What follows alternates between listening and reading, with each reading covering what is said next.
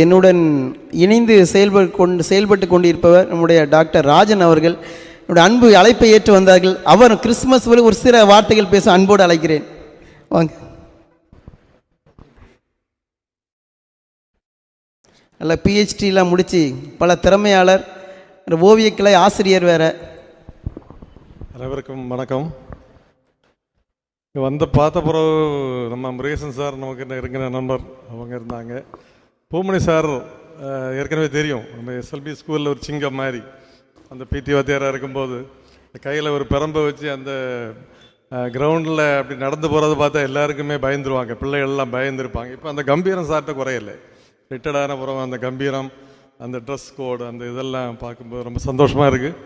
இப்போ நேரம் ஆகிட்டு உங்களுக்கு காலை டிஃபன் கூட பண்ணியிருக்க மாட்டேங்கன்னு நினைக்கிறேன். இருந்தாலும் உங்கள் அன்புக்கு காரணமாக வேறு ஒன்றும் இல்லை. இந்த வாழ்க்கை நான் அந்த அட்வைஸ் எல்லாம் பண்ண சாரை பார்த்தா எல்லாருமே பெரியவங்க, நீங்கள் தான் எங்களுக்கு சொல்லணும். இந்த வாழ்க்கை மாபெரும் மகிழ்ச்சியும்பாங்க. இப்போ பெரிய போலீஸ் டிபார்ட்மெண்ட், இராணுவத்தில் பார்த்தீங்கன்னா அவங்களுக்கு ஒரு ஸ்டார்ஸ் கொடுத்துருப்பாங்க.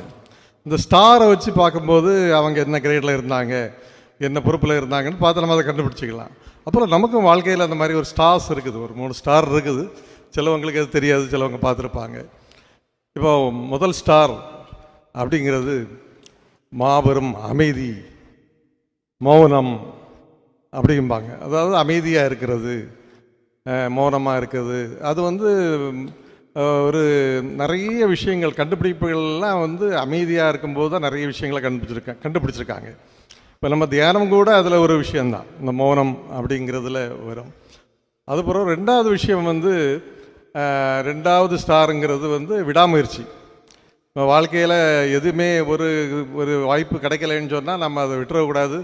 திரும்ப மேலே மேலே மேலே நம்ம முயற்சி பண்ணணும். அது குறிப்பாக இளைஞர்கள்ட்ட அது இல்லை.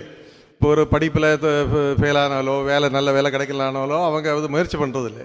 இப்போ இயற்கையே பாருங்கள், ஒரு மரத்தில் ஒரு கிளை ஒடிஞ்சிட்டுன்னு சொன்னால் அது இயற்கையே என்ன செய்யும், தன்னைத்தானே சரி பண்ணிடுங்கன்னு சொல்கிறாங்க.